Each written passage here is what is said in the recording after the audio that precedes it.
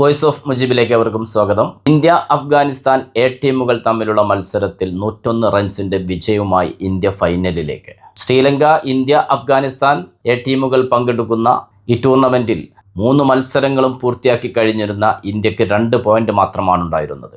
അഫ്ഗാനിസ്ഥാനെതിരെയുള്ള അവസാന മത്സരത്തിന് ഇന്ത്യ ഇറങ്ങുമ്പോൾ ജയത്തിൽ കുറഞ്ഞൊന്നും ഇന്ത്യക്ക് ചിന്തിക്കാൻ കഴിയുമായിരുന്നില്ല.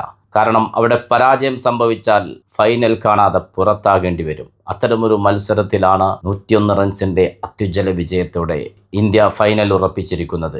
ഒരുപക്ഷെ ആദ്യം പുറത്താകുന്ന ടീം ഇന്ത്യയെന്ന് കരുതപ്പെട്ടെടുത്തു നിന്നാണ് ആദ്യം ഫൈനൽ ഉറപ്പിക്കുന്ന ടീമായി ഇന്ത്യ മാറിയത്. ശ്രീലങ്കയ്ക്കും 4 പോയിന്റ് ഉണ്ടെങ്കിൽ പോലും ഇന്ത്യയാണ് റൺ റേറ്റ് അടിസ്ഥാനത്തിൽ ഒന്നാമത് നിൽക്കുന്നത്. ശ്രീലങ്ക അഫ്ഗാനിസ്ഥാൻ മത്സരമാണ് ശേഷിക്കുന്നത്. ശ്രീലങ്കയും ഏറെക്കുറെ ഫൈനൽ ഉറപ്പിച്ചിട്ടുണ്ട് എങ്കിൽ പോലും അഫ്ഗാനിസ്ഥാനുമായി ഒരു മത്സരം കൂടി ബാക്കിയുണ്ട്. ആ മത്സരത്തിൽ അഫ്ഗാനിസ്ഥാൻ വലിയ റൺ റേറ്റിൽ വിജയിക്കുകയാണെങ്കിൽ ഒരുപക്ഷെ ശ്രീലങ്കയെയും മറികടന്നുകൊണ്ട് ഇന്ത്യക്കെതിരെ ഫൈനലിന് യോഗ്യത നേടും. പക്ഷേ അതിനുള്ള സാധ്യത വളരെ വിദൂരമാണ്. ടോസ് ലഭിച്ച അഫ്ഗാനിസ്ഥാൻ ഇന്ത്യയെ ബാറ്റിങ്ങിന് അയക്കുകയായിരുന്നു. ഇന്ത്യ 3 മാറ്റങ്ങളോടെയാണ് നിർണായക മത്സരത്തിന് ഇറങ്ങിയത്. പ്രഭ്സിമ്രാൻ സിംഗിനെയും അർഷദ് ഖാനെയും ആയുഷ് ബദോനിയെയും മാറ്റി നിർത്തിക്കൊണ്ട് പ്രിയാൻഷ് ആര്യയെയും അൻഷുൽ കംബോജിനെയും കുമാർ കുശാഗ്രിയെയും ഉൾപ്പെടുത്തിക്കൊണ്ടാണ് ഇന്ത്യ നിർണായക മത്സരത്തിന് ഇറങ്ങിയത്. അതിനുള്ള റിസൾട്ട് ആ മത്സരത്തിൽ കാണുകയും ചെയ്തു. ഇന്ത്യക്ക് വേണ്ടി ഓപ്പണർമാർ പ്രിയാൻഷ് ആര്യയും സൂര്യവംശിയും മികവുറ്റൊരു തുടക്കമാണ് നൽകിയത്. ഇരു ഓപ്പണർമാരും തകർത്താടിയപ്പോൾ 8 ഓവറിൽ ഇന്ത്യ 75 റൺസിലേക്ക് കുതിച്ചു.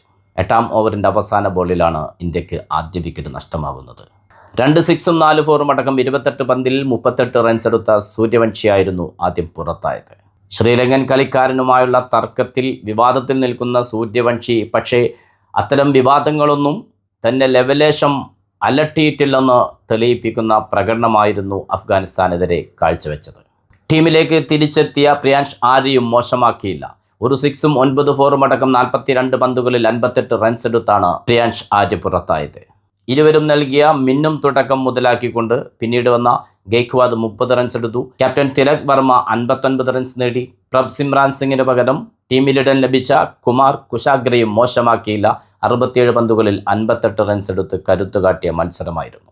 50 ഓവർ പൂർത്തിയാകുമ്പോൾ ഇന്ത്യ 9 വിക്കറ്റ് നഷ്ടത്തിൽ നേടിയെടുത്തത് 319 റൺസായിരുന്നു. 320 എന്ന വിജയലക്ഷ്യത്തിലേക്ക് ബാറ്റിങ്ങിനിറങ്ങിയ അഫ്ഗാനിസ്ഥാന് വേണ്ടി ക്യാപ്റ്റൻ ഇമ്രാൻ മീർ 32 റൺസ് എടുത്ത് നല്ലൊരു തുടക്കം തന്നെയാണ് നൽകിയത്. പക്ഷേ മറുവശത്ത് ഇന്ത്യൻ ബൗളർമാർ അഫ്ഗാനിസ്ഥാന്റെ വിക്കറ്റുകൾ ഓരോന്നായി വീഴ്ത്തിക്കൊണ്ടിരുന്നു.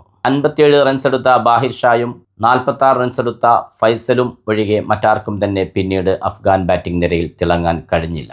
7 ഓവറിൽ 48 റൺസ് വിട്ടുകൊടുത്ത് യാഷ് താക്കൂർ 2 വിക്കറ്റുകൾ വീഴ്ത്തിയപ്പോൾ ഓൾറൗണ്ടർ നിഷാന്ത് സിന്ധു 6 ഓവറിൽ വെറും 31 റൺസിന് 4 വിക്കറ്റുകൾ വീഴ്ത്തിക്കൊണ്ട് അഫ്ഗാനിസ്ഥാന്റെ പതനം പൂർത്തിയാക്കി.